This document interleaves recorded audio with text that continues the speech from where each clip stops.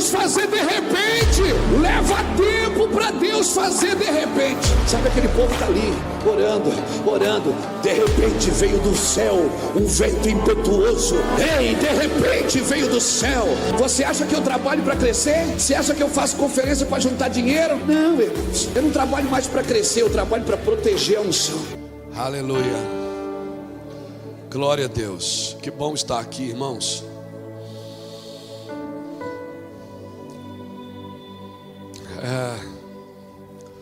Eu estou muito feliz porque parece que o Brasil está acordando para algumas coisas.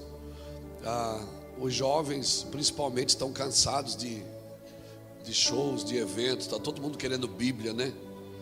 Você vai nas conferências, assim, eu tenho feito café de pastores lá em Itajaí. Que vai é jovem, senta no chão assim com um caderninho na mão, anotando e chorando. Se está todo mundo assim, perdão da palavra pejorativa, de saco cheio de coisas que não edificam, né? A minha Bíblia diz em Apocalipse 21:19 que os fundamentos da cidade do Senhor são de pedras preciosas. A gente nunca prestou muita atenção nos fundamentos, a gente gosta mais da decoração, mas o fundamento, quem trabalha nos fundamentos da igreja, trabalha para lapidar, ninguém nunca passou pela sua casa e disse: meu Deus, que sapatas bonitas da sua casa, né? Mas são aquelas sapatas ali, são aquela estrutura que determina o quanto pode construir em cima, o quanto aquilo suporta, não é verdade? Então eu acredito assim. Senta um pouquinho, gente, descansa. Aleluia, glória a Deus. Isso, irmão, deixa o meu som bem alto, que vai chegando no final de semana, vai acabando a bateria, e aí a gente começa a gritar quando não se ouve, e aí depois no outro dia está rouco. Eu estou muito feliz de estar aqui. Eu queria ressaltar uma coisa.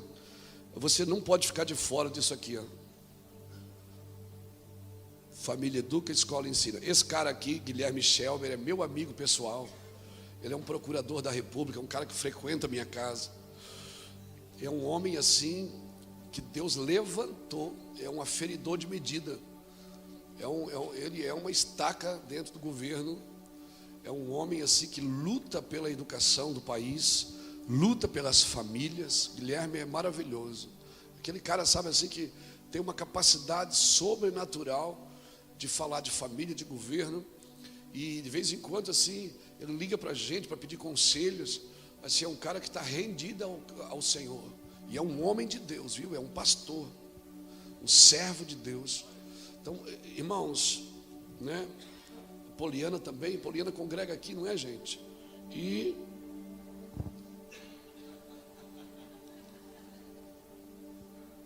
Iolene, é isso? A Iolene não conheço, mas está aqui nesse grupo aqui é porque é bênção. Mas o Guilherme, gente, o Guilherme é especial. Há uns 2, 3 anos atrás, eu reuni toda a equipe do Mevan e o Guilherme veio passar 2 dias com a gente numa sala só, nós conversando como nós podíamos orar, porque a gente tem que orar especificamente, amém? A gente tem que ser mais focado, mais sucinto, conciso, mais preciso. E eu vejo que o Senhor está regulando a mira da arma, sabe? O Senhor está regulando a mira. E a gente está fazendo coisas pequenas que movimentam coisas grandes.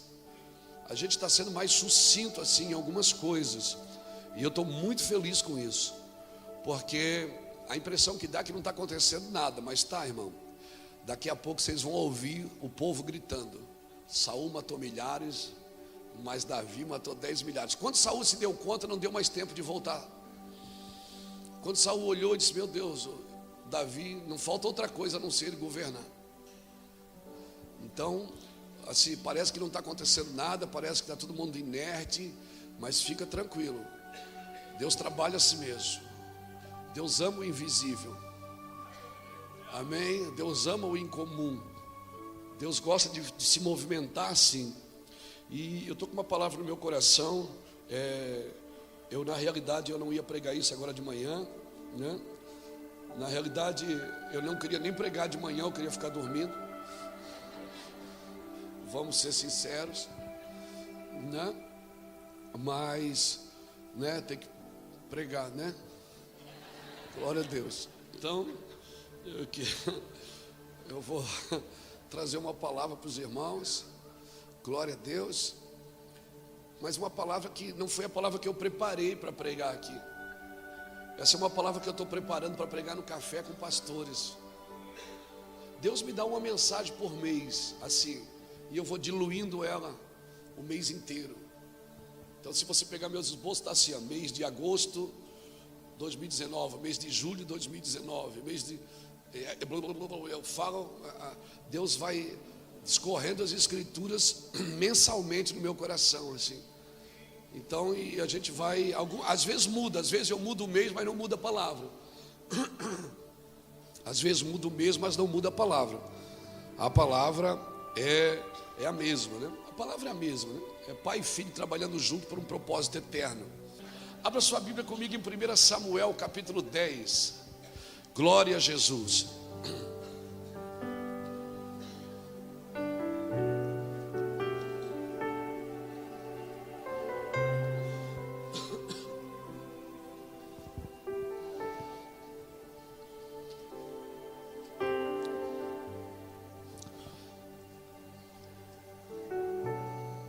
Diante do Pai você não precisa argumentar muito, né?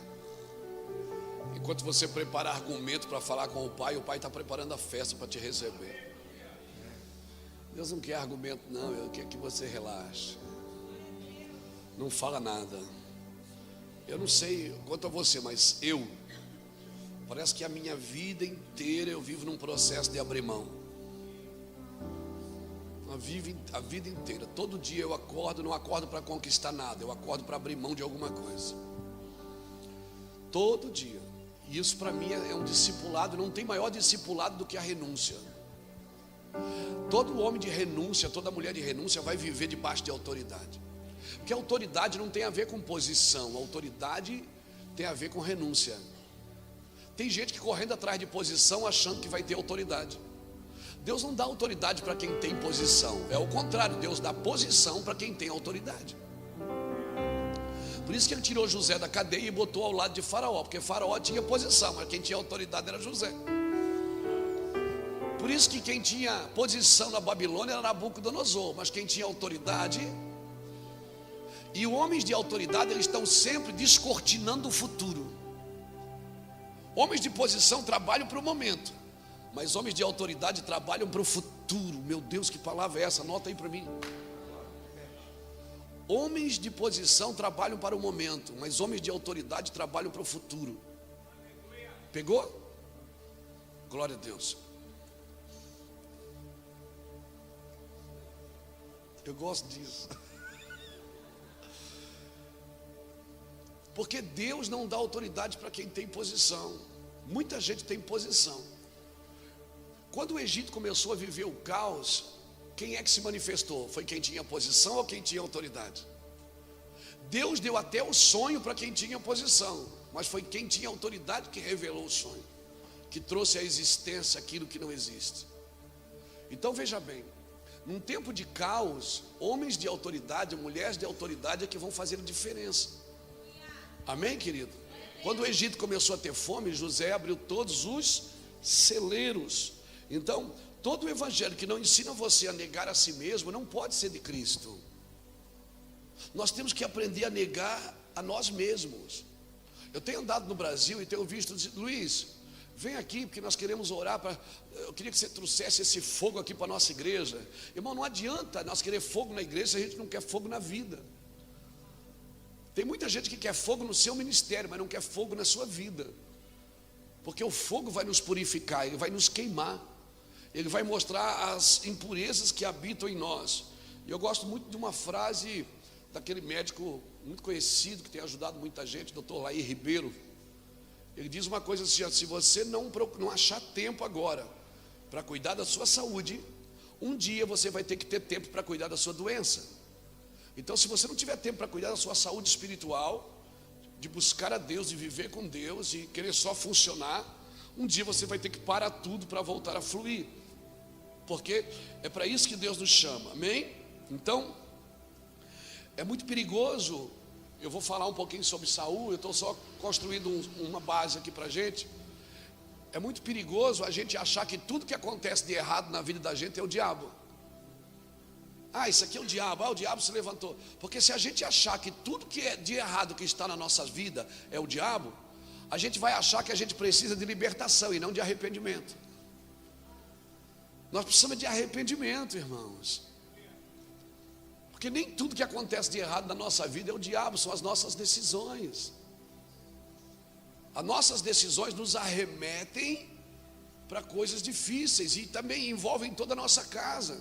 Os meus filhos são afetados pelas minhas decisões. Minha família é afetada pelas minhas decisões. Então, eu quero muito que você se localize comigo, porque eu não sou um pregador de prosperidade. Às vezes, esses dias eu falei do livro, eu tenho que explicar bem, porque às vezes esses dias, pastor, me dá aquele livro que o senhor escreveu sobre prosperidade. Eu digo, ele não é de prosperidade, ele é de justiça.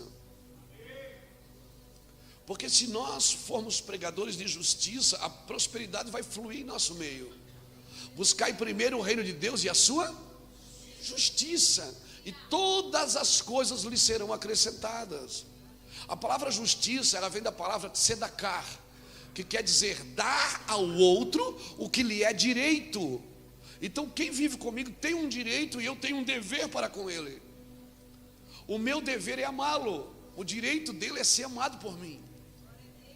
O problema é que todo mundo busca o seu direito, mas não executa o seu dever. Nós somos uma geração que está sempre procurando direito. Qualquer coisinha, processo. Qualquer coisinha, processo. Qualquer coisinha, eu quero meus direitos. A gente quer os direitos na igreja. A gente dá data para Deus. Deus, o senhor tem 15 dias para fazer, porque é o meu direito, eu sou teu filho. E a gente busca, a gente pratica busca os direitos, mas não executa o dever. E evangelho não tem a ver comigo, tem a ver consigo. Por isso, se o evangelho tem a ver consigo, se eu trabalho para servir você, a diversidade não pode ser um problema para mim. Não é, Kiko? Se eu trabalho para servir você e você gosta de boné, eu não.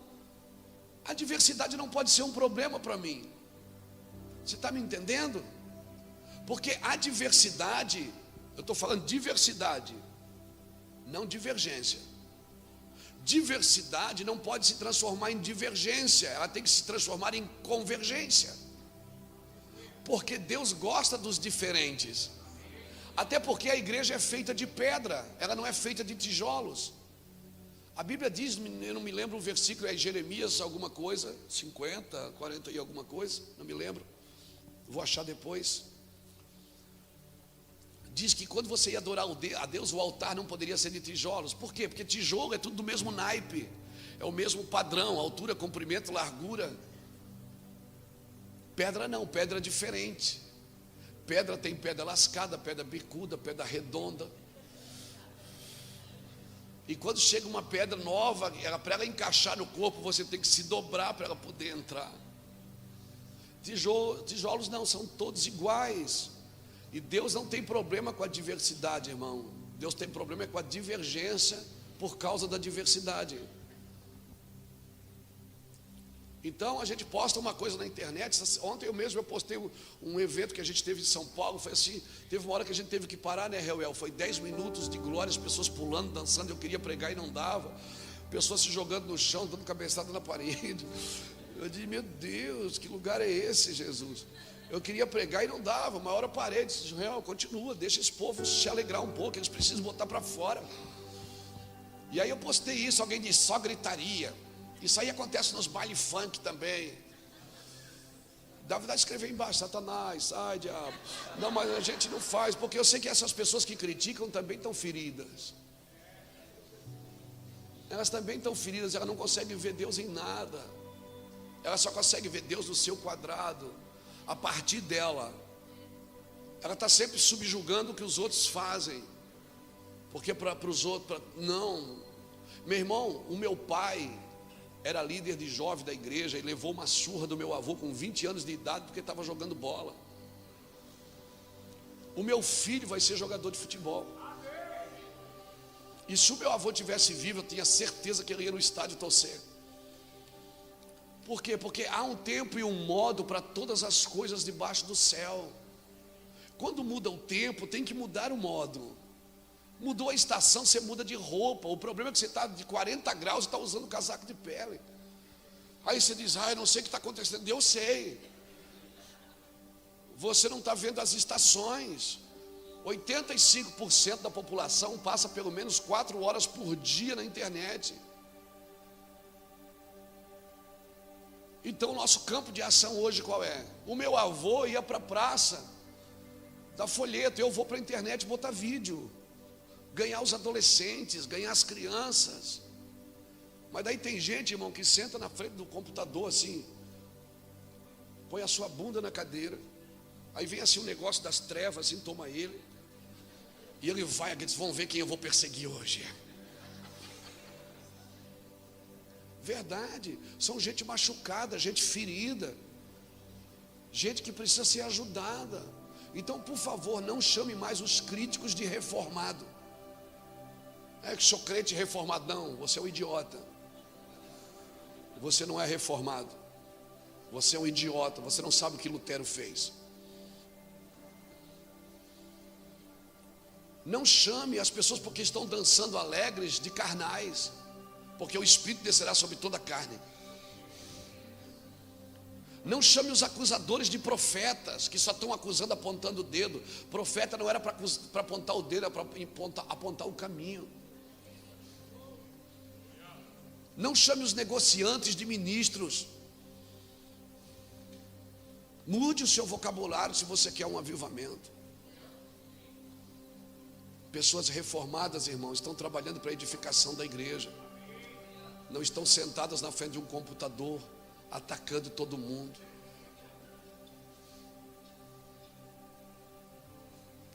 Esses dias alguém me criticou e disse, você se intitula apóstolo.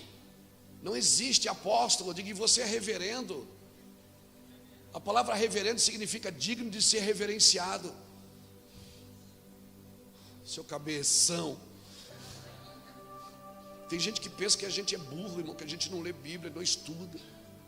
Por que eu estou falando isso? Porque está gravando e vai para a internet. Glória a Deus. É verdade. Está na hora da gente entrar num quarto e buscar Deus, irmão, buscar a revelação. Tem pessoas estudando a Deus, mas não conhecem o coração dele. Você é o que, Luiz? Você é batista, você é assembleiano, você é presbiteriano, você é metodista, você é puritano, eu sou filho de Deus. Eu não estou defendendo uma placa e uma ideia. Eu sou realmente do corpo de Cristo. Eu tenho amigos em todos os segmentos. Eu tenho amigos que eu sento para a gente discutir, a gente briga para caramba. Eu não concordo, eu também não. E no final nós estamos comendo picanha junto e estamos dando risada. E por falar em picanha, hoje é um bom dia. Eu só estou dando uma ideia para os irmãos. Assim, hoje é um bom dia, me deu uma saudade do sul hoje de manhã.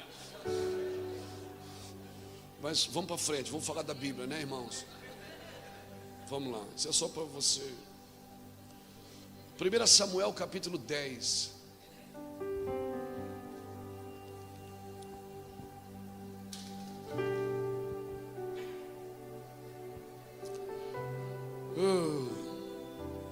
Samuel 10 diz assim, o versículo de número 5: Então chegarás ao outeiro de Deus, aonde está a guarnição dos filisteus.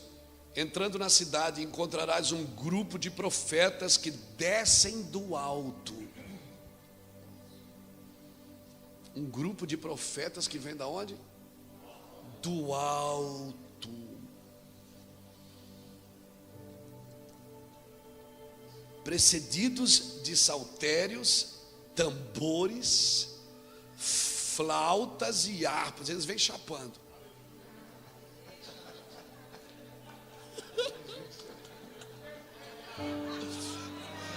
Eles vêm chapando.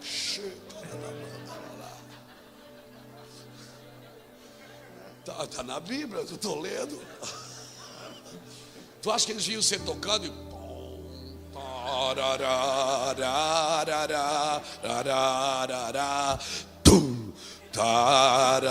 Tu acha que eles vinham assim? O cara, quando está cheio de Deus, ele faz o quê?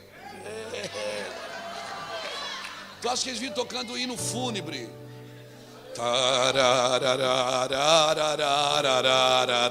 Pum. Não, irmãos. Eles estavam descendo do alto, precedidos de saltérios, tambores, flautas e harpas, e eles estarão profetizando. O Espírito do Senhor se apoderará de ti, e tu profetizarás com eles, e serás transformado em outro homem. Quando esses sinais te vierem, faz o que achar a tua mão para fazer, porque Deus é contigo. Descerás adiante de mim a Gilgal, e certamente eu descerei a ter contigo, para oferecer holocausto e sacrifícios de ofertas pacíficas. Mas, aqui é o problema, mais 7 dias esperarás, até que eu vá ter contigo e te declare o que tu há de fazer. Virando Saul as costas para se apartar de Samuel, Deus lhe mudou o coração em outro, e todos aqueles sinais aconteceram naquele mesmo dia. Uau, uau. Obrigado, Jesus, pela tua palavra. Nós nos submetemos à tua palavra. Querido, muitos dos quadros depressivos, para não dizer todos os quadros depressivos da igreja hoje, são por causa da frustração. E o que é a frustração? É você esperar que Deus fizesse uma coisa do seu jeito e Ele não fez do jeito que você esperava que Ele ia fazer. E para falar em frustração, eu posso usar Lucas 22, quando os 2 homens a caminho de Emaús, Jesus entra no meio e os caras estão tão frustrados que eles cegam. Porque um homem frustrado, ele cega, ele não consegue ver de outro jeito, ele não consegue ver Deus se movimentando de outra forma, é só da forma que ele conhece. Só da forma que ele conhece. Então, o que é a frustração? Frustração é você achar que ia ter um resultado e não teve o resultado que você esperava. E é perigoso, porque a frustração é que alimenta a apostasia dos últimos dias. Porque a frustração, ela vai tornar você duro, não maduro. E certamente, se você ficar duro, você vai se tornar incrédulo. E você não vai acreditar em tudo que você vê. Claro, não deve mesmo. Você deve medir os espíritos. Mas é terrível, irmão. É terrível uma pessoa incrédula. Ela só acredita no seu quadrante, só no seu ambiente. Ela não consegue se mover de outra forma. E quando ela vê uma coisa que foge do padrão que ela está acostumada, ela diz: isso não é de Deus. Isso é muito perigoso, porque além de estar frustrado com você, você começa a julgar quem está ao redor. E você vai criando um ambiente de incredulidade, não mais um ambiente de crença. Então aqueles 2 homens a caminho de Emaús, Jesus entra no meio, fala com eles, eles não acordam. Jesus, gente, o que aconteceu? Eles olham para Jesus e dizem: onde é que você estava? Que nem você sabe o que aconteceu em Jerusalém. Eu estava na cruz, seus cabeção. Pior coisa que tem é você não saber quando Jesus está, onde Jesus está. E Jesus começa a dizer: o que houve? Eles disseram: a gente achava que era ele que iria libertar Israel dos romanos. E Jesus abre as escrituras no seu coração e diz assim: nécios de coração, vocês não leram nas escrituras que convém que o Filho do Homem padecesse e no 3º dia ressuscitasse? Mesmo assim eles não acordam. Então chega numa estalagem, quando eles vão partir o pão, Jesus parte o pão, abre os olhos dos 2. Então é no partir do pão que está abrindo os olhos. Quando nós estamos sentando com pessoas diferentes, incrédulas, com pessoas que não acreditam na movimentação que está acontecendo no Brasil, que isso não tem a ver com os pentecostais, com os tradicionais, com os neopentecostais, com os tradicionais ou com os integrais. Isso tem a ver com o que Deus quer fazer. Então você pode ser o que você quiser, se você não acreditar no que Deus está fazendo, ou você participa ou não. Participa, lembra da palavra de ontem? É impossível que isso aconteça, pois Deus disse: pois tu verás com os teus olhos, mas tu não comerás. E foi o que aconteceu com aquele guarda. Ele viu, mas não comeu. Ele foi atropelado pelas pessoas de fé. Ele foi atropelado na entrada da cidade pelos homens que tinham fé para ir buscar o pão. Então deixa eu te falar uma coisa. O Senhor tem uma palavra para nós: os meus caminhos não são como os teus caminhos, né? Então é melhor sempre a gente estar esperando a promessa do que a gente viver a realidade dos fatos. A gente está sempre jogando Jesus ou para trás ou para frente, mas a gente não vive a real. Quando Jesus chega em Betânia, Marta, Jesus diz: Marta, teu irmão vai ressuscitar. Primeiro ela diz assim: Senhor, se tu estivesses aqui, ele não teria morrido. Ela joga Jesus no passado, ela está dizendo: você chegou tarde. Aí Jesus diz: Marta, teu irmão vai ressuscitar. Daí ela joga Jesus no futuro, ela diz: eu sei, no último dia. Ele diz: não, sua doida, sua cabeçona, eu estou aqui agora, eu sou a ressurreição da vida.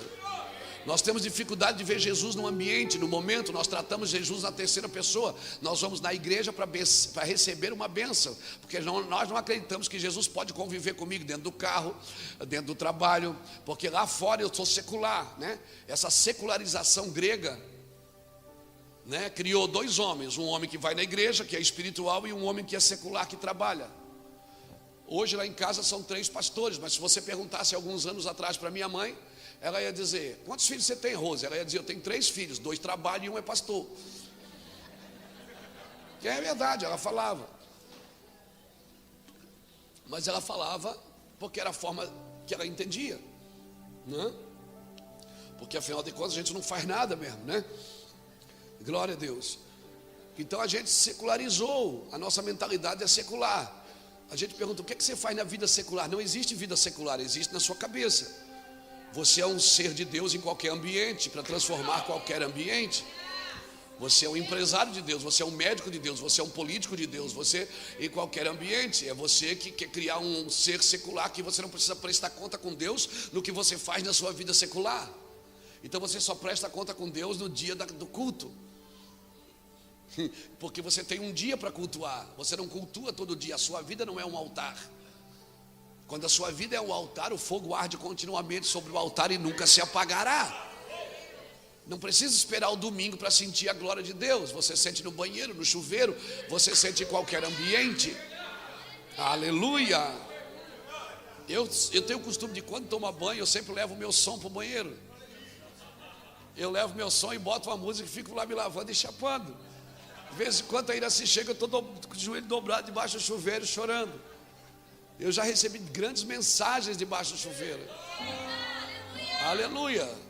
Depois eu me estrepo um pouquinho para pagar a conta de energia, mas isso é um outro detalhe. Agora é tudo no gás. Glória a Deus. Então, irmãos, a gente não tem uma vida secular. Amém? Vamos perder essa secularização gospel que a gente criou. A gente é um ser de Deus em qualquer ambiente, porque nós criamos um lugar para buscar a Deus. Por que aquele homem estava caído no chão, o sacerdote passou de largo e o levita passou de largo? Porque na concepção, na cabeça de um sacerdote, de um levita da época, o que acontece fora do templo não é problema meu. Mas por que o samaritano parou e ajudou? Porque o samaritano não adorava no templo. Ele ia no monte. Ele não estava preso a um ambiente. Ele adorava em qualquer ambiente. Então qualquer pessoa caída em qualquer lugar era um problema dele, sim. Então nós precisamos ter essa cabeça, senão nós não vamos entrar num lugar em Deus. Jesus teve que partir o pão para os homens acordarem. E por que eles acordaram? Porque certamente eles já haviam comido com Cristo. Porque só reconhece como ele parte o pão quem já comeu com ele. E às vezes não, você quer mais uma palavra, mais uma oração, você quer mais uma mão na cabeça, você quer mais algum paliativo que me desperte. E você não vive o dia a dia com Jesus, você não conversa com Ele, você conversa com todo mundo, menos com Deus. Você chega a pedir para alguém, fala com Deus para me abençoar. E você mesmo não fala isso para Ele. Você está com Deus o dia inteiro e você pede para alguém, querido, ora por mim para Deus me dar vitória. Meu Deus, Ele está aqui do lado pensando assim, puxa, estou aqui, você não está me vendo. Porque você está frustrado, porque você acha que eu vou trabalhar do jeito que você quer e não do jeito que eu sou. Um dia Deus me disse assim, Luiz, eu não quero que você vá para o púlpito falar das coisas que eu faço, porque isso a terra já faz. Os céus proclamam a minha glória, o firmamento anuncia as obras das minhas mãos. Luiz, você não tem que falar o que eu faço, você tem que falar de quem eu sou. As pessoas precisam saber quem eu sou, então elas vão entender o que eu faço. Daniel 11:32 diz isso: um povo que conhece a Deus se tornará forte e fará proezas. Jeremias 9:23-24 também diz isso. Diz, não se glorie sábio na sua sabedoria, nem rico na sua riqueza, nem forte na sua força, mas o que gloriar-se, glorie-se nisto, em me conhecer e saber que eu sou Deus e que faço. Primeiro tem que saber quem Ele é, para depois saber o que Ele faz. Se eu buscar só o que Ele faz, eu nunca vou conhecer quem Ele é. E saber o que Ele faz não transforma o meu caráter. O que transforma o meu caráter é saber quem Ele é me envolver com a pessoa de Jesus. Jesus é Emanuel, é o Deus conosco, é o Deus presente, é o Deus aqui. Então eu não tenho que tornar o evangelho complexo. Sabe o que eu vejo? Às vezes tem gente que fala tantas coisas bonitas, difíceis, torna o evangelho complexo para que ele seja atraente. Você não tem que tornar algo simples em algo complexo para que as pessoas desejem isso. Não, irmãos. O evangelho é simples. A beleza do evangelho, a complexidade do evangelho está na sua simplicidade. É tão simples que parece mentira. É tão simples que não parece verdade, parece uma mentira. Essa é a história de dois irmãos, eu acho que eu já contei aqui, não me lembro. De dois irmãos, que um era pastor, o outro era ator. E os dois se separaram de criança, né? Um foi estudar, fazer arte, e o outro foi estudar no seminário para ser pastor. E um dia os dois se encontraram numa cidade, ou seja, né, na mesma cidade que o irmão tinha a igreja, o outro veio fazer uma peça de teatro. E aí eles se encontraram num restaurante e disseram, poxa, a gente podia aproveitar melhor o nosso tempo. Aí o cara disse, por que você não vai no meu teatro amanhã? Ele disse, eu vou no seu teatro no sábado, se você for no meu culto no domingo. O cara disse, fechado. E aí fecharam os dois. Chegou sábado, ele foi no teatro, meu Deus, negócio violento, tapetão bonito na entrada, gente esperando na porta, e já levaram ele na cadeira, sentaram ele na cadeira. Daqui a pouco, no horário em ponto, abriu as cortinas e as luzes acenderam e começou a peça, tudo perfeito, ao ponto daquele pastor chorar na peça. E aí disse, amanhã você tem que ir no culto. Lembra que a gente combinou? Ele disse, tá. Ele chegou no culto 7h30, o culto começava às 7h30, a igreja estava fechada ainda. E aí daqui a pouco chega o irmão dele botando nó da gravata, que atrasou o trânsito e tal. Aí quando acende a luz, tem 10 luzes queimadas, só umas 3 acesas. E aí daqui a pouco começa a chegar os músicos montando os instrumentos na hora da reunião. E aí as microfonias, né? E todo mundo tocando, e o guitarrista não parava de solar, e o baterista parecia do Mapper Show.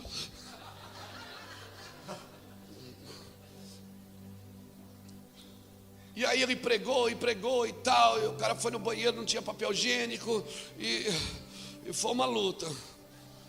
Aí acabou aquela desgraça. E aí os dois conversaram no final. O artista do teatro disse, rapaz, eu já sei qual é a diferença da gente, do meu trabalho e do seu. Eu disse, qual? Ele disse, é porque eu trabalho com uma mentira e você com uma verdade. Eu trabalho com uma mentira, mas eu trabalho tão bem feito que fica parecendo uma verdade. E você tem uma verdade, vocês trabalham tão mal que parece uma mentira.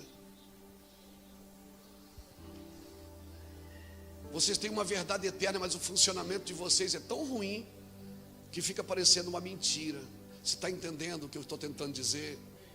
Nós temos uma verdade simples, a gente não precisa empolgar ela para que ela seja complexa. Eu não estou dizendo para você botar tapete, eu não estou dizendo para você acender luz, eu não estou dizendo para você botar máquina de fumaça, porque tudo isso não substitui a glória de Deus.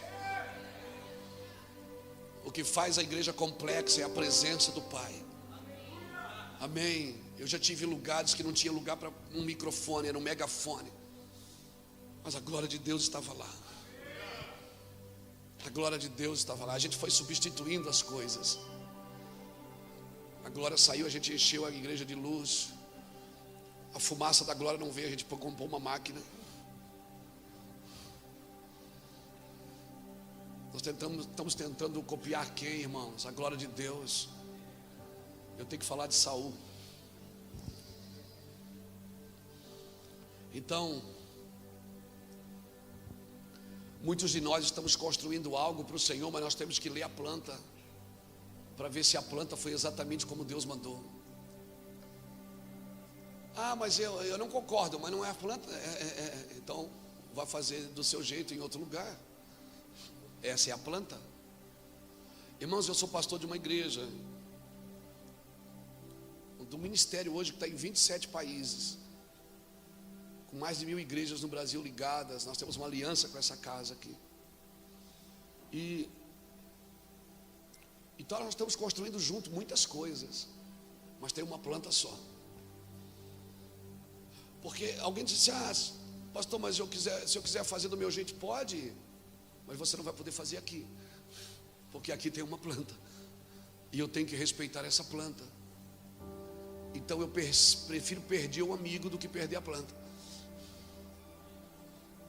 Porque a obra de Deus não é feita por afetos, ela é feita por propósitos. Teve uma hora que Abraão teve que chamar Ló e dizer: Ló, cara, tá difícil, a gente não está mais comungando. Por que eu estou falando isso? Porque essa casa tem uma palavra. Tem uma palavra para essa cidade, tem uma palavra para essa nação. Eu tenho falado para o Cristiano, quando ele diz assim, que cada vez que eu estou perto, parece que ele perde alguma coisa. É porque realmente eu acredito nesse seminário.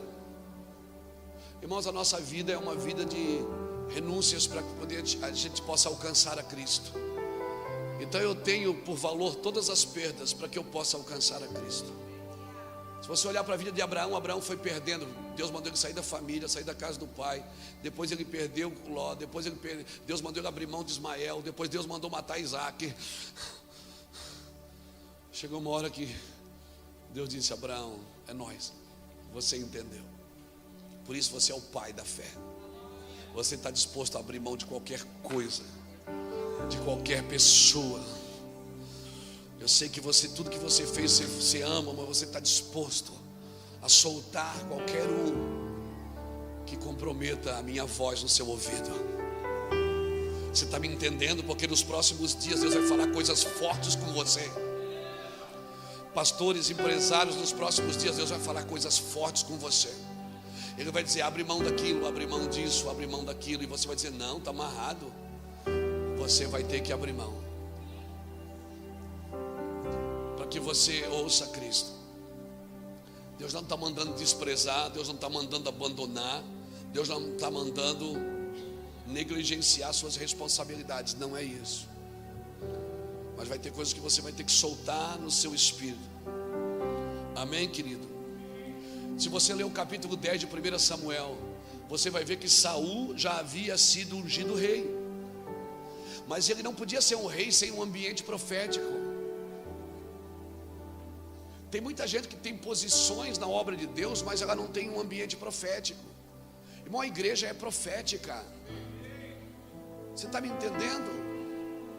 Saul já tinha sido ungido rei, mas Samuel falou para ele: você vai encontrar alguns profetas que estão descendo do monte com saltérios, com harpas, Ele deu outros sinais, mas esse sinal para mim é o mais importante de todos.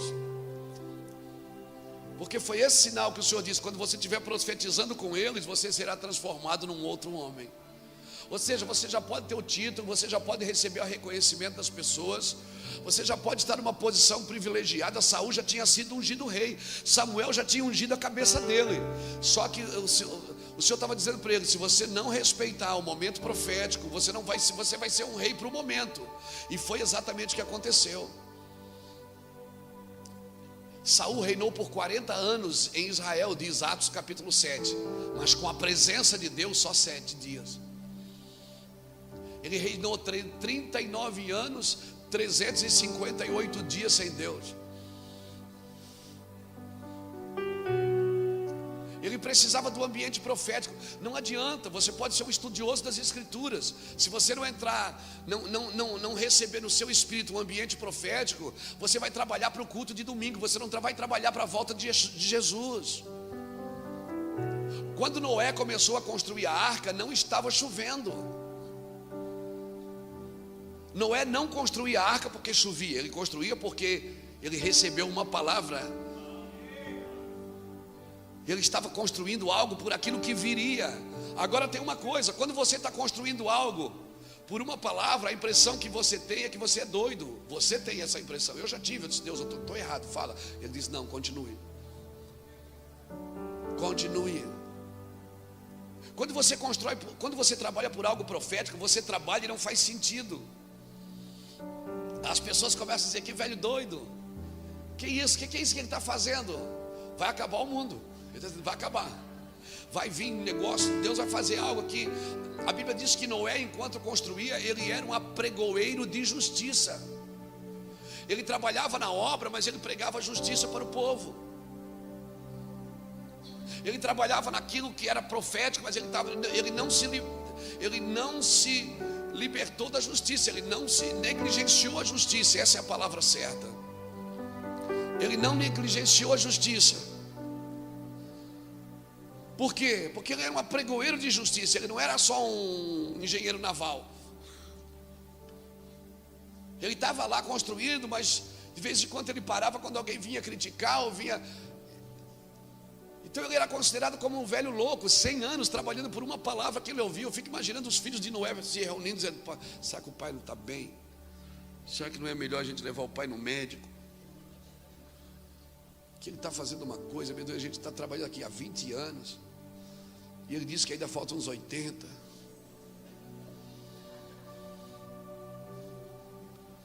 Perseverar, querido, é você continuar crendo naquilo que você ouviu. Não é continuar fazendo, é continuar crendo. E aquele velho doido continuou por 100 anos, 120 anos a mesma obra. Toque, toque, toque, toque. Toque, toque, toque, toque, toque, toque. Eu acho que é por isso que quando ele saiu da arca, ele plantou uma vinha e tomou um porre. Ele disse: eu estou doido, eu tenho que dar uma aliviada, eu estou muito carregado. É por isso que ele tomou um porre. Ele disse: não, eu não aguento, vai ficar um ano dentro dessa arca com esses bichos tudo, com a minha família gritando. Meu Deus, esses meninos tudo gritando, tá doido? Eu disse: não, Deus, me dá um relaxamento aí, me dá uma luz. Está amarrado, não vai fazer isso não, faz isso não.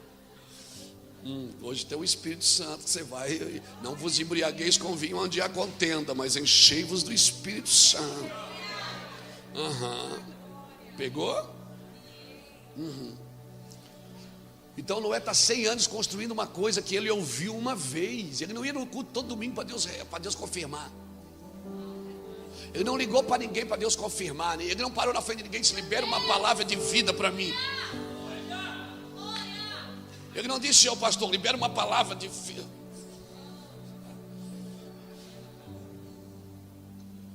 Ele ouviu uma vez. Deus disse: ó, vou te dar o desenho, trabalha assim. E as ferramentas? Não tem, se vira aí com o que você tem.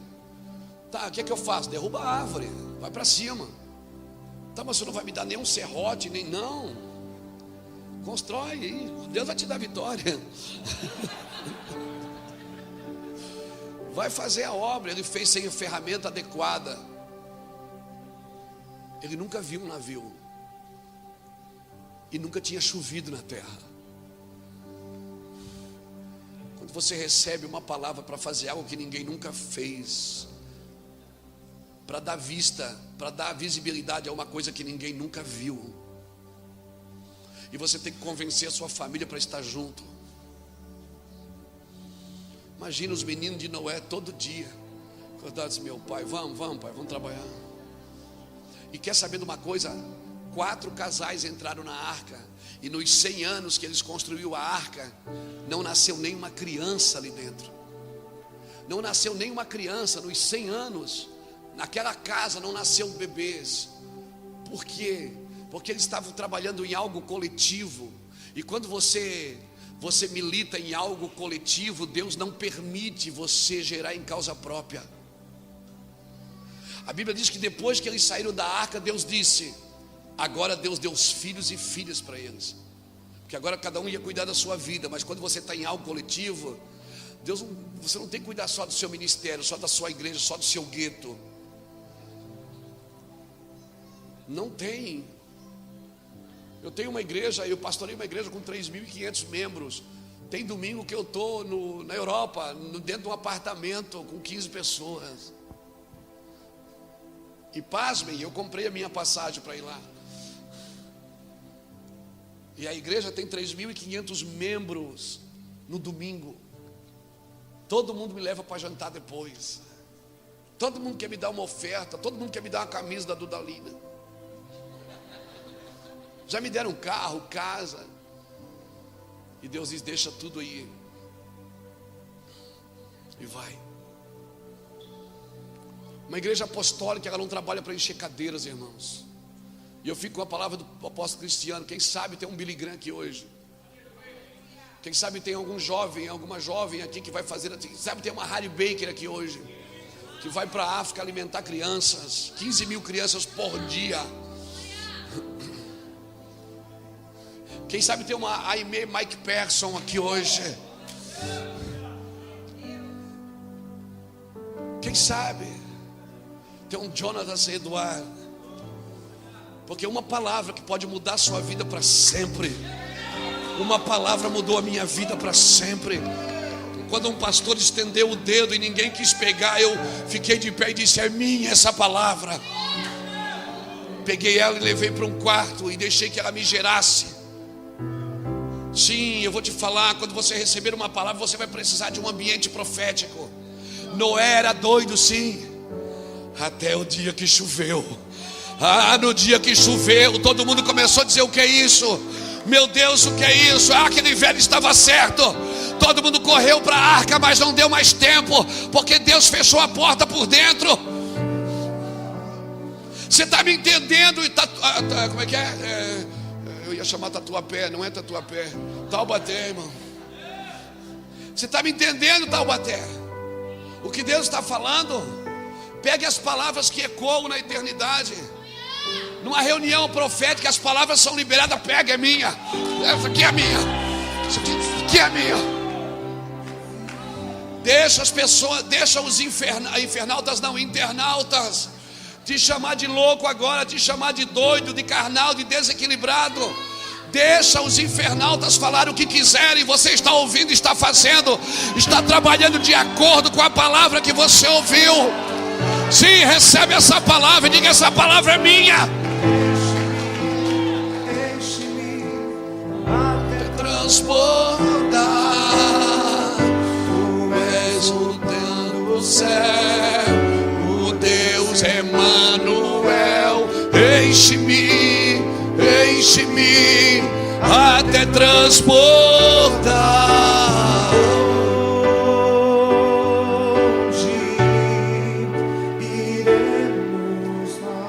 Sim. Não adianta o óleo na cabeça se o ambiente não é profético. Não adianta alguém pôr a mão na sua cabeça e reconhecer você como um ministro se você não entrar num ambiente profético. Então, olha, Samuel disse: olha, eu já te ungi, você já é rei, mas você não vai conseguir reinar com a sua cabeça. Você não vai conseguir reinar no seu ambiente. Olha, você vai andar ali na guarnição dos filisteus, vai ter um monte, vai estar descendo uns profetas, um grupo de profetas com tambor, saltéria. Você vai, entra na dança, te mistura. Tá, e daí eles vão estar profetizando, você abre a boca e profetiza também. Mas eu sou profeta, não, você é rei. Mas todos podem profetizar num ambiente profético. Não significa que todos são profetas. Você não vai governar sem um ambiente desse. Você não vai longe sem um ambiente profético. Ou você é profético ou é patético. Ou você trabalha por aquilo que está por vir, ou trabalha para encher cadeira no domingo. Ou você trabalha por aquilo que Jesus disse: eu voltarei. Eu voltarei. Eu estou esperando Jesus? Não, eu estou trabalhando para que Ele volte. Eu não estou sentado na cadeira esperando Ele voltar. Eu estou trabalhando para que Ele volte. Eu estou declarando sobre a terra que aguarda a manifestação dos filhos de Deus. Eu estou orando e profetizando para uma terra que a sua ardente expectativa é que os filhos de Deus se manifestem. Uma terra que não espera os evangélicos. Por isso não adianta abrir igreja numa cidade, até porque a igreja você não abre, ela nasce. Que você abre açougue, quitanda, mercado. Deus não colocou você numa cidade simplesmente para encher as suas cadeiras. Deus não tem problema. Deus não trabalha para exaltar homens. Deus não trabalha. Ele trabalha para exaltar a verdade. Ele não trabalha por outro motivo. Deus não tem compromisso com denominações. Deus tem compromisso com o seu corpo. Porque é muito possível uma denominação não estar executando a obra do corpo de Cristo. E quando você tiver que perder membro da sua igreja para que eles entrem na missão de Deus, e aí?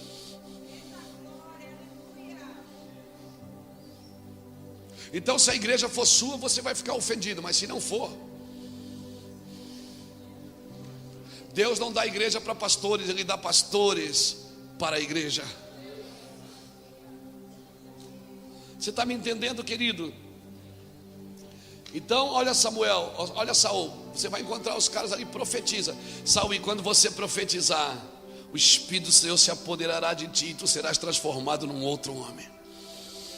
Saul, a hora que você estiver falando, cara, você vai entender. Você nunca mais vai correr atrás de mula.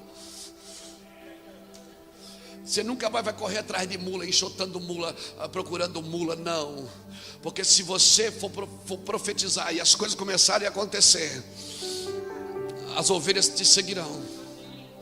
Elas vão atrás da voz, porque a ovelha ouve a voz do seu pastor e a segue. Essa era a diferença de Saul e Davi.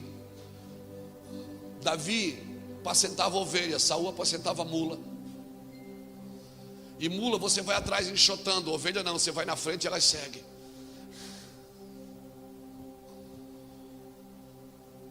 Então, se você não entrar num ambiente profético, Saul, não adianta você ser rei, não adianta você ter, não adianta. Mas se você profetizar, o Espírito do Senhor virá sobre ti e você será transformado. E quando você for transformado, aí você pode fazer o que vier na sua mão para fazer. Não é o que você quer, é o que vier na sua mão para fazer. Quem subirá ao monte do Senhor? Quem subirá ao monte do Senhor? Quem permanecerá no seu santo lugar? Quem é limpo de mão e puro de coração. Quem é limpo de mão até sobe, mas quem é puro de coração permanece. Por isso, não invista nos habilidosos, invista nos leais. A igreja tem muita habilidade, está faltando lealdade. Salmo 78, verso 72 diz assim: e Davi governava Israel com a integridade de coração e com a habilidade das mãos. Ele tinha duas coisas: integridade de coração e habilidade das mãos. Então, Deus não investe em habilidosos, Ele investe em leais. Ele dá habilidade para os leais, mas não significa que Ele dá lealdade para os habilidosos. Lembra quando Moisés botou a mão no seu peito? Deus chamou ele para o ministério, ele disse: não vou. Daí uma hora Deus: põe a mão no teu peito. Ele pôs a mão no peito. Quando ele tirou a mão, tinha lepra. Porque como estiver seu coração, assim vai estar seu serviço. Deus não quer o seu serviço, Ele quer o seu coração. Filho meu, me dá o teu serviço. Não, é filho meu, dai-me o teu coração. Então põe a mão no coração de novo e aí ela fica pura. Então, a produtividade do meu serviço não está na minha habilidade de funcionar. A produtividade do meu serviço está na pureza de depender. Na pureza de depender de Deus. A produtividade do meu serviço não está só na habilidade de funcionar. Está na pureza de depender. Então você pode aprender tudo aqui fora, como conduzir a igreja. Mas a igreja não é uma empresa. A igreja tem um cabeça. Você tem que perguntar para o cabeça. Não é para o diretor de marketing. Não é para o gerente. Por isso, cuidado. É o cabeça que faz a igreja funcionar. Lembra em Juízes 13, quando a esposa de Manoá, o anjo chegou para ela e disse: tu vais ter um filho. Ela era estéril, ela não podia ter filho, ela já estava envelhecendo. O anjo disse: você vai ter um filho.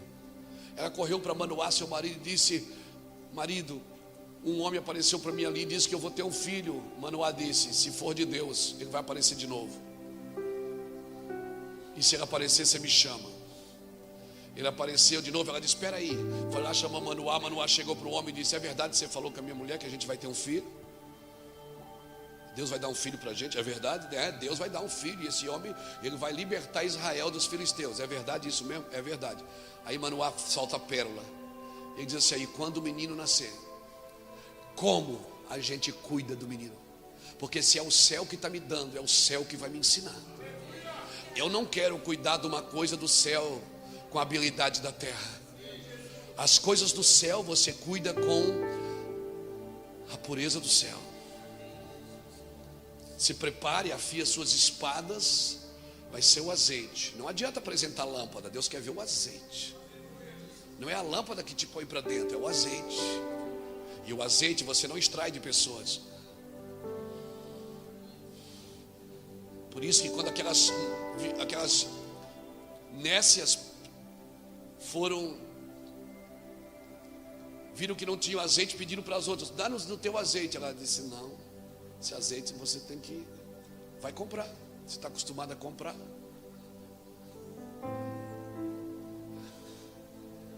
Isso é coisa que você não compra, amigo. Isso você extrai do coração de Deus. Não tente extrair das pessoas o que você tem que extrair de Deus. As pessoas te dão aplausos, elas te dão reconhecimento, elas te dão até ofertas, mas só Deus pode te dar o azeite. E o que te garante é o azeite, não é a lâmpada. A lâmpada pode ser linda, se não tiver azeite já era. Então Manoá perguntou: como que a gente cria o menino? Porque se o céu está me dando algo, eu quero aprender com o céu. Não significa que eu não possa aprender com ninguém, mas ele não pode me dar o que só o Espírito pode me dar. Por isso Samuel disse: olha, eu vou te dar o azeite, eu vou te dar aqui a unção, eu vou reconhecer que você é rei, porque Deus mandou. Mas se você não entrar num ambiente profético, você não vai poder ser um rei segundo o coração de Deus. Você não vai conseguir governar segundo a vontade de Deus. Por isso que está cheio de igrejas na terra sem azeite, irmãos. E às vezes até a gente está sem azeite. Eu tenho que parar tudo. Às vezes eu tenho que parar tudo. Eu cancelo tudo e digo: não vou conseguir. Por quê? Porque está acabando o azeite. Eu preciso voltar. Eu preciso entrar no lugar, na fonte, onde o azeite jorra. E aí Manoá perguntou para o anjo, como que a gente cria o menino? O anjo apontou para a mãe e disse: a mãe não pode comer comida consagrada e nem beber bebida forte. O anjo estava dizendo o seguinte: a pureza do filho está na abstinência da mãe. Agora a minha pergunta é: quem é a mãe dos filhos de Deus? Então a pureza dos filhos está na abstinência da mãe.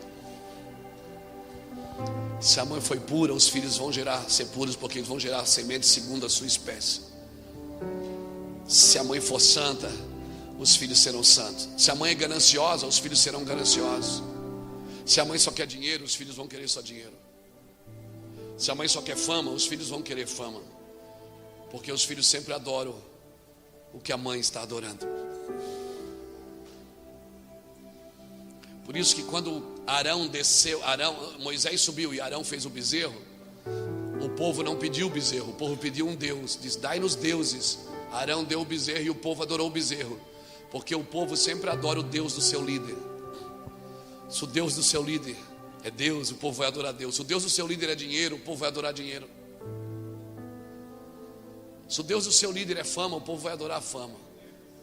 Por isso Deus está mexendo com a gente, os líderes. Apocalipse capítulo 11 está se cumprindo.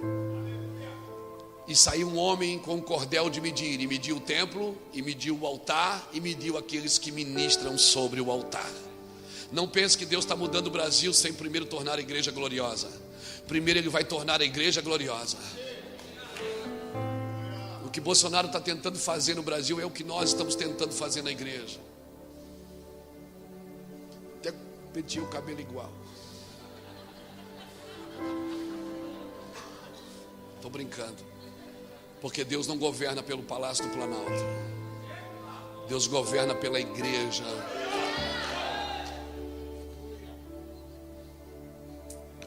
Os reis é que iam buscar a profecia nos profetas. Não eram os profetas que iam buscar a profecia no rei. Olha aqui para mim. Davi conseguiu escapar de Saul, mas de Natã não. Nenhum rei vai escapar da profecia, nem você, presidente, se você não se prostrar a ela. Eu amo você, oro por você, abençoo a sua vida e reconheço o seu trabalho. Mas mesmo você, presidente Jair Bolsonaro, se você não se prostrar à profecia, você pode perder o lugar que Deus lhe deu. Porque ninguém pode escapar da profecia. Passa o céu e passa a terra, mas a palavra não vai passar. E nós precisamos do ambiente profético. Então está na hora da igreja parar de tirar selfie com o presidente. E ela ir para o altar e dizer: Senhor, assim diz o Senhor para a nação. Começar a profetizar para que os homens sejam transformados com um novo coração. Uma terra de adoradores. Ela tem homens segundo o coração de Deus, mulheres segundo o coração. Eu sou rei, eu sou presidente, eu sou governante, eu sou prefeito, eu sou vereador. Pode ser quem for. Se não entrar num ambiente profético, vai ser só mais um, tentando governar na sua força e na sua coragem. Há uma profecia liberada sobre a nação. Qual é? Brasil é um celeiro de missões. E para que serve um celeiro? Para que nos dias de dificuldade os celeiros sejam abertos e sustentem a nação. Você está me entendendo, profeta? Você está me entendendo o que eu estou falando para você nessa manhã? Pegue isso no seu espírito. Amém? Tudo que Jesus fazia não era para mostrar o que ele podia fazer, mas era para revelar quem ele era. Quando Jesus multiplicou os pães, o que é que ele estava dizendo? Eu sou o pão da vida. Quando ele ressuscitou os mortos, o que é que ele estava dizendo? Eu sou a ressurreição da vida. Quando ele fazia milagres, o que é que ele estava dizendo? Ele estava revelando a sua natureza. O dom que Deus te dá, os dons que Deus te dá, revelará quem ele é através de você, ou não. Quando Deus pede uma oferta, vamos fazer uma oferta? Vamos. O que é que Deus quer revelar em você? Ele quer o seu dinheiro ou quer revelar em você um homem doador, um homem generoso? Todo o movimento de Deus é para revelar. Quando Deus pede a Abraão, Abraão me dá Isaac, ele queria Isaac? Não, ele queria Abraão. Porque se ele tem um pai, tudo que está debaixo daquela mão, ele terá tudo. Por isso você vai ver numa igreja muito mais mulheres do que homens. Porque se um homem converte numa casa, a probabilidade da casa toda se converter é maior. Você está me entendendo? Então, querido, quando ele pede uma oferta, ele quer revelar o que você é um semeador que está aí dentro. Amém? Então não pare o processo de perder. Não pare o processo de abrir mão. Eu não vou dizer nem perder, essa palavra é feia. Mas assim, abrir mão. Amém? Abra comigo Hebreus capítulo 11, versículo 11.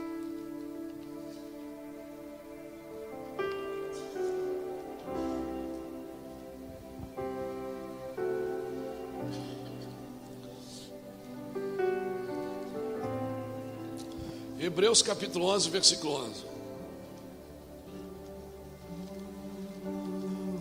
Secreto, só eu e você. Eu mesmo assim, venha me encher no lugar secreto, só eu. Olha aqui, Hebreus 11, 11, o que é que diz? Pela fé, também a própria Sara recebeu o poder de conceber um filho, mesmo fora da idade, porque teve por fiel aquele que lhe havia feito a promessa. Amém? Está aqui. Sara recebeu um filho foi pela? Agora Gênesis 18, 12 diz o quê? Que ela riu. Quando o Senhor veio avisar que ela ia ter um filho, ela teve fé? Ela riu. Porque você não precisa ter fé para começar. Porque quando você não tem fé para começar, Deus começa por você. Você não precisa ter fé para começar, você precisa ter fé para continuar. Porque às vezes Deus fala uma coisa que a gente fica, não é possível. Eu não acredito nisso, mas Deus diz, eu vou fazer. Você tem que ter fé para perseverar, amém? Se você não tem fé para começar, Deus começa por você. Mas se a sua fé vai se aperfeiçoando no caminho, Deus não contabiliza a incredulidade do começo. Tem muita coisa que você fez no começo, você tinha fé para fazer? Não tinha. Então, o que eu quero dizer com isso? Que você precisa perseverar no que você está ouvindo. Foi o que não aconteceu com Saul. Deus disse, você vai ser transformado num outro homem, faz o que tiver a tua mão para fazer, mas, esse mais é terrível, desce a Gilgal e me espera 7 dias, que eu vou descer e vou sacrificar contigo. Deus, pronto, os 7 dias de glória do ministério de Saul durou só 7 dias. Depois foi só perturbação e enfado. Por quê? Porque ele parou de ouvir a Deus.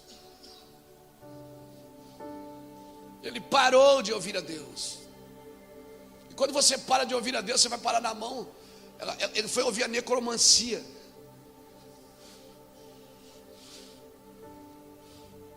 Que falava de profeta, que falava de tudo, mas o ministério dele só durou 7 dias, irmão. Porque Deus disse, tudo isso você vai receber a unção, mas se você não obedecer, a unção também não serve para nada. Se você obedecer, o título não serve para nada. Se você não obedecer, a posição não serve para nada. Você me obedeça. Desça lá 7 dias e espera, porque certamente eu vou descer e estar contigo. E a Bíblia diz que todos aqueles sinais se cumpriram naquele mesmo dia. Então as coisas da sua vida não tem que começar bem e terminar mal. Elas podem começar mal, mas elas precisam terminar bem. Davi, quando quis trazer a arca para Jerusalém, ele começou mal. Ele fez um carro de boi, ou seja, ele tinha uma vontade correta, mas uma movimentação errada. Então Deus frustrou ele no caminho. Ele volta para Jerusalém por 3 meses. Ele fica pensando, como vou trazer a minha arca do Senhor? 3 meses depois alguém diz, olha, Obed-Edom está sendo abençoado. Peraí, se Obed-Edom está sendo abençoado, Uzá morreu, o problema não está na arca, está em quem recebe ela. O problema é quem manuseia a glória de Deus, irmão. Não é a glória de Deus que dá problema. Hófni e Finéias acharam que a glória estava com ele, não estavam. Estava só a arca.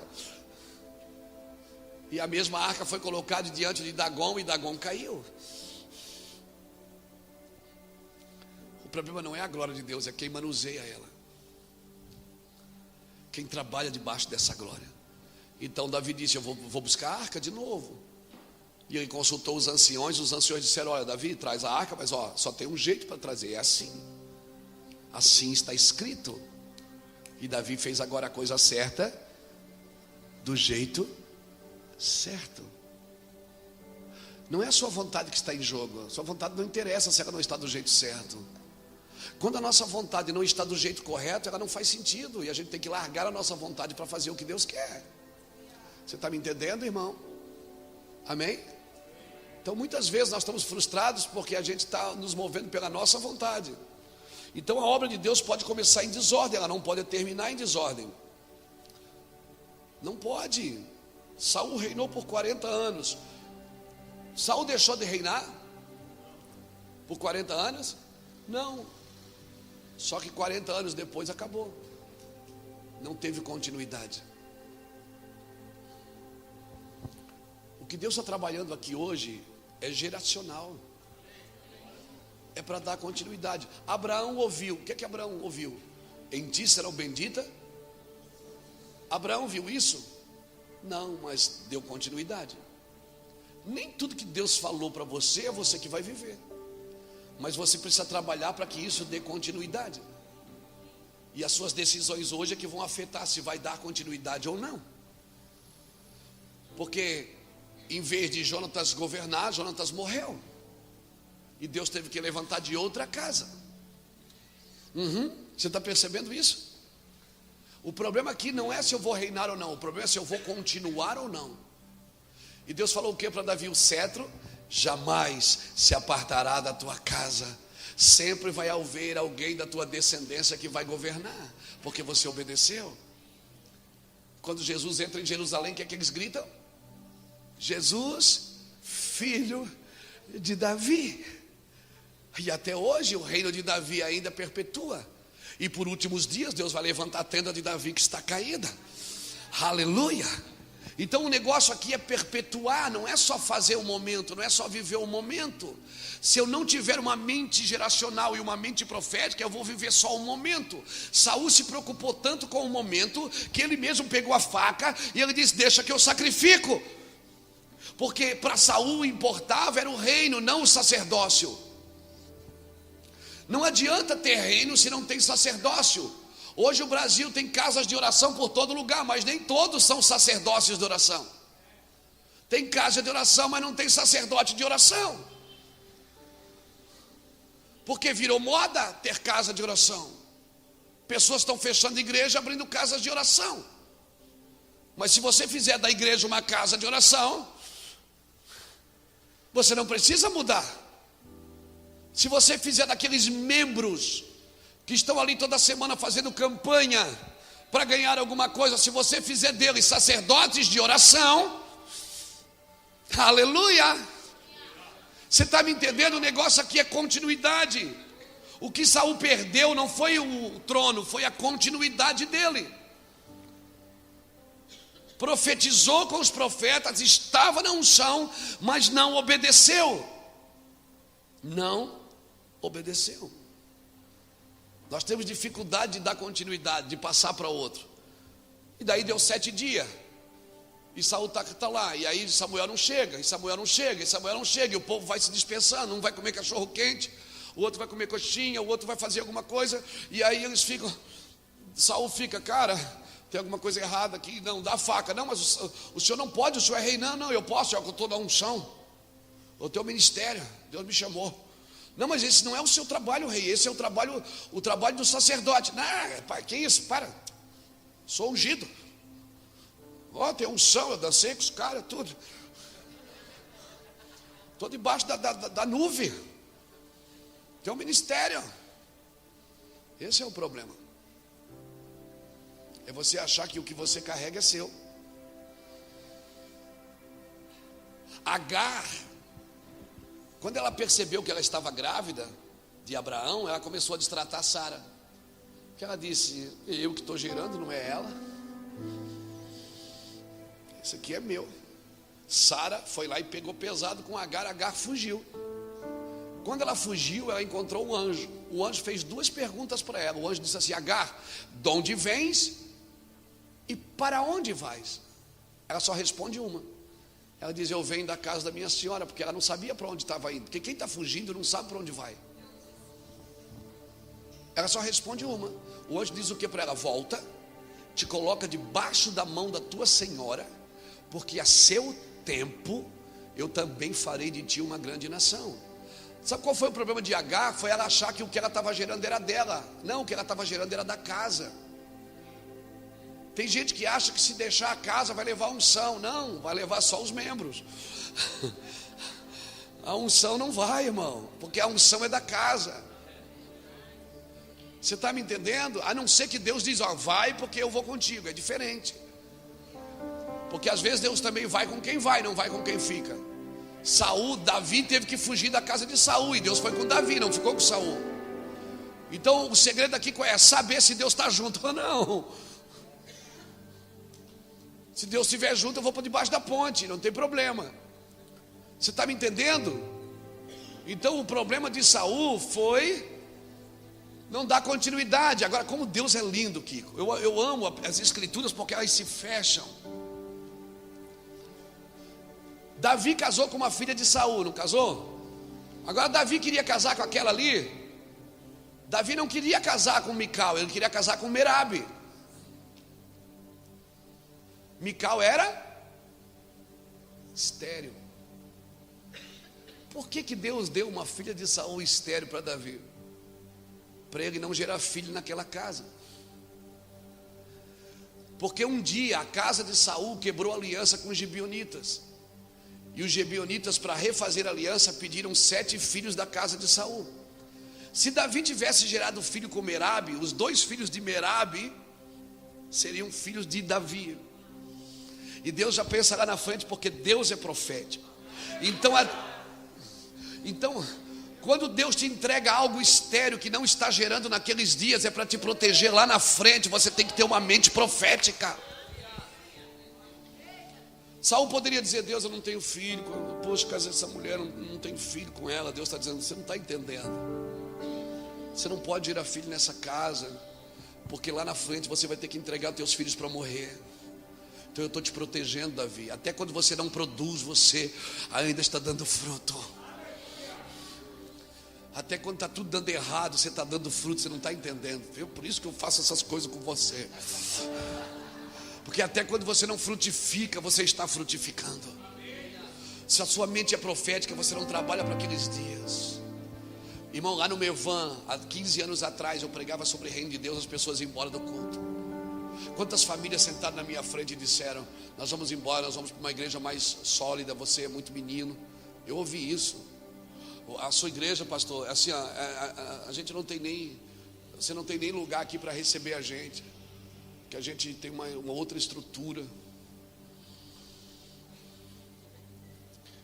Aí meus diáconos diziam assim: pastor, vamos trazer alguém para pregar, porque a minha palavra é muito pesada. Pastor, assim, o povo precisa de uma palavra. Eu disse: não, o povo precisa de Jesus. As pessoas iam embora, irmão. A gente espalhava as cadeiras assim. Eu saía para pregar, para vender as fitas do meu testemunho, para ajudar a pagar o aluguel da igreja, porque as pessoas iam embora e levavam os seus dízimos. Mas eu nunca voltei atrás com uma palavra. Nunca. Um dia a chave virou. Um dia choveu. Um dia choveu. Hoje nós temos 3 cultos no domingo. Fica a gente na rua esperando acabar um para começar o outro. O Brasil inteiro vai lá em Itajaí. Eu vendo 50 mil reais de livro por semana. Na internet, nos eventos, que mantém 86 pessoas em tempo integral. Nós temos 32 funcionários na igreja com carteira assinada só para manter a estrutura aberta, que abre 8 da manhã e fecha meia-noite todo santo dia. Gente do Brasil inteiro vai lá. Por favor, não negocie a palavra que você ouviu.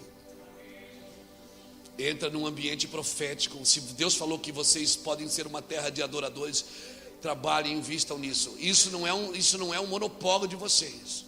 Não façam disso um monopólio, senão vocês se perdem. Deus só usa vocês como um botão para que alguém aperte. Você é só o start, o botão.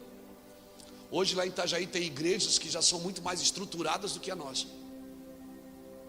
Tem um menino lá que Deus está levantando. Meu Deus, mas como Deus usa aquele menino. A igreja dele cresce. Às vezes tem membro da nossa igreja que diz: pastor, estou indo lá congregar lá. Vai, querido, vai mesmo, não tem problema não. Deixa Deus trabalhar. O meu chamado é para o mundo. Fui chamado para o mundo. Meu púlpito é o mundo. Então entenda isso, cara. Se você está debaixo de uma unção profética, descansa seu coração. Você só não pode negociar é a palavra que você ouviu.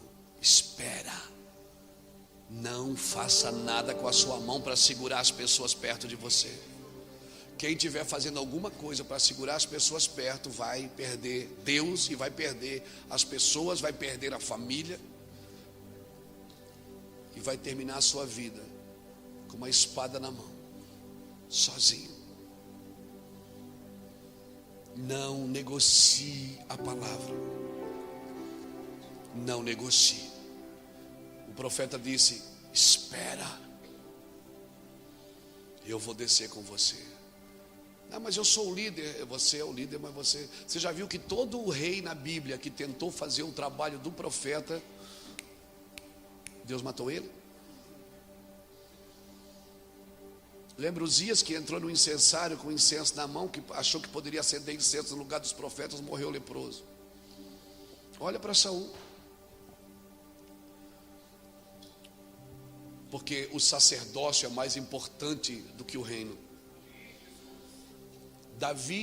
Saul nunca foi buscar a arca por 40 anos.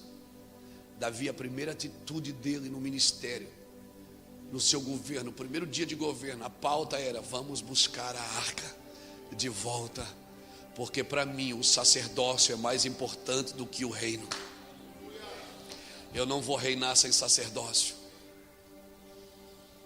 Não reine sem sacerdócio, querido. Quero deixar essa palavra no seu espírito. Amém? Seja alguém de continuidade. Diga para alguém: seja alguém contínuo. Diga assim: tem uma doutrina de emancipação. Diga para ele: tem uma doutrina de emancipação. Solte. Olha aqui para mim. Lázaro. Quem é que ressuscitou Lázaro? Mas quem desatou Lázaro? Jesus ressuscitou Lázaro, olhou para a igreja e disse: desatai-o e deixai-o ir. Você não pode desatar as pessoas da morte e atar elas em você. A Bíblia diz que Lázaro foi desatado na cabeça, nas mãos e nos pés. A cabeça fala de governo, as mãos falam de funcionamento e os pés falam do id. Desatai-o e deixai-o ir. Tem uma doutrina de emancipação. Irmão, Daniel capítulo 2, não precisa ler não. Nabucodonosor teve uma palavra. Ele recebeu um sonho, lembra?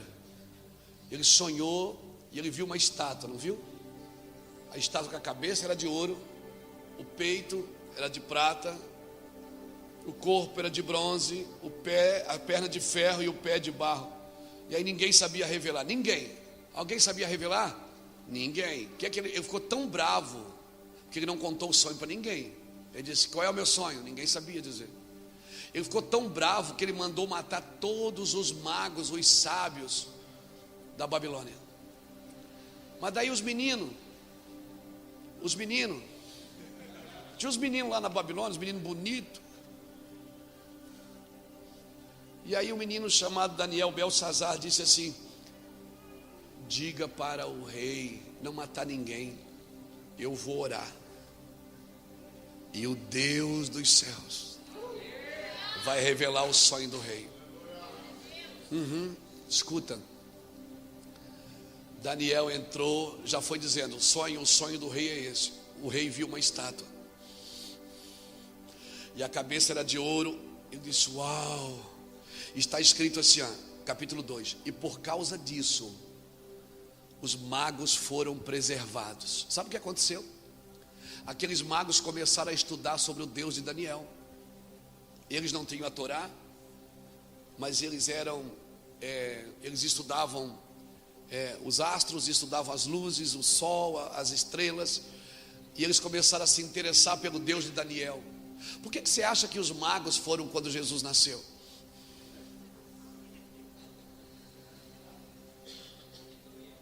E os sacerdotes não?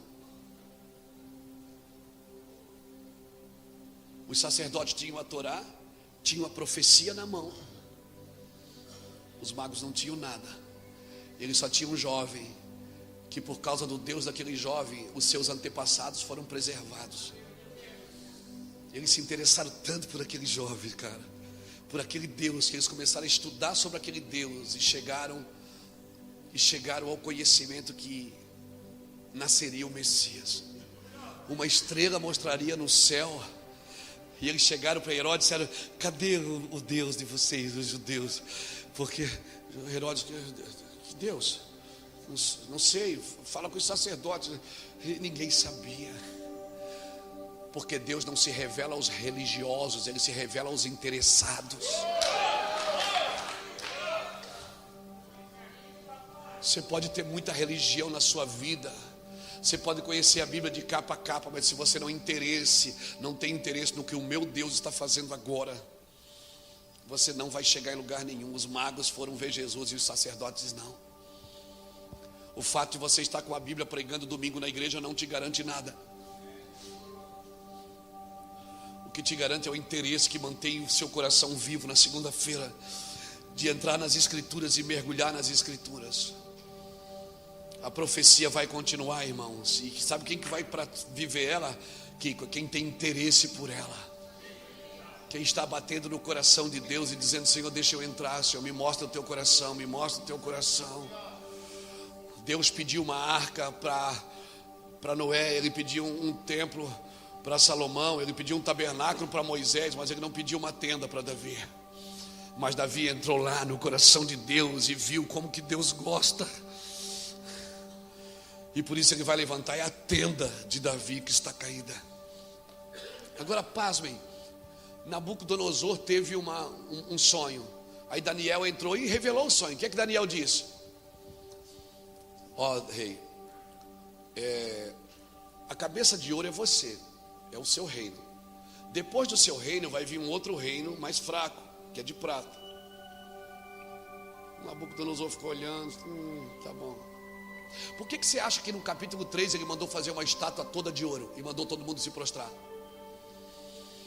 O que ele está dizendo? Não vai vir outro reino depois de mim não. É só eu de ouro. Eu sou todo de ouro. Porque tem gente que tem dificuldade de passar o bastão.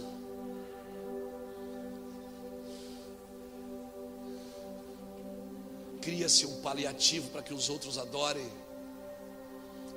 Tem gente que não tem uma doutrina de emancipação.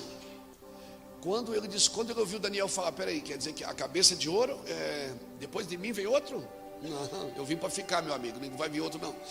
Eu sou todo de ouro. Aí ele mandou fazer uma estátua toda de ouro. Você entendeu o que ele estava tentando dizer? Eu vim para ficar, eu não vim para sair daqui não. Aqui ninguém vai pegar meu lugar não. Querido, se você é profético, você não tem lugar. Se você é profético, você não tem lugar. As escrituras circulam no seu ventre, elas circulam dentro de você, e você faz parte de tudo que Deus está construindo de eternidade a eternidade. Eu quero deixar essa palavra para você. Amém? Vamos parar aqui que está jóia, cheio de picanha. Fica de pé comigo, querido. Aleluia.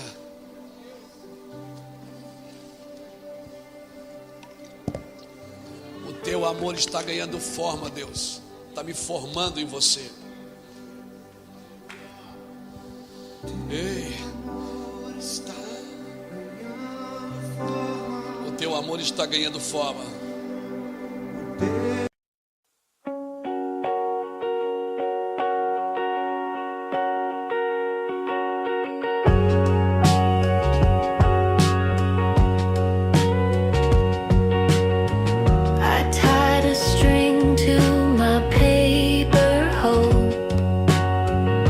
Watched it float where the wild winds go. Clouds above don't know my name, but they carry dreams just the same. They say the sky's too high to reach, but my heart doesn't learn from speech. So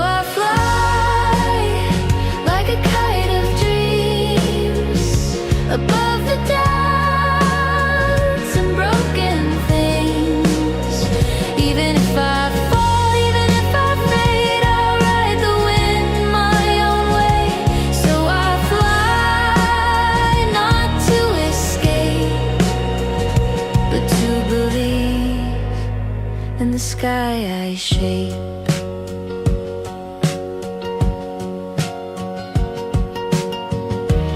There's a world in my quiet mind where paper wings aren't left behind.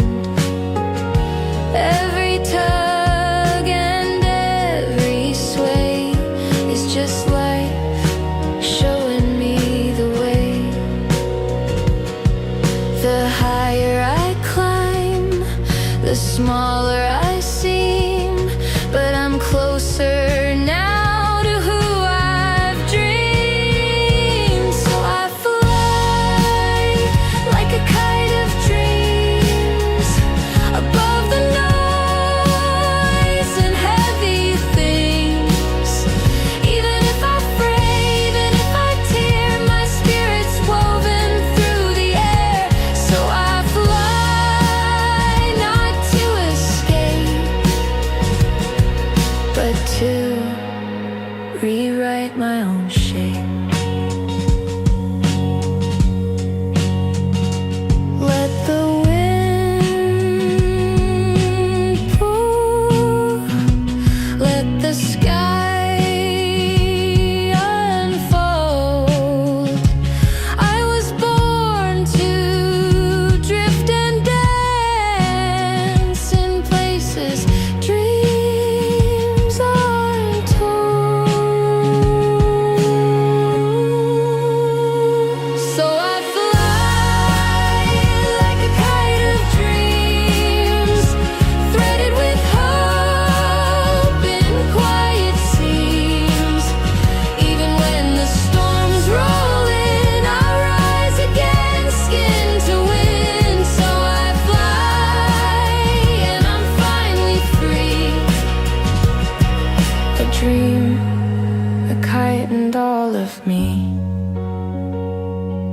I'm a kite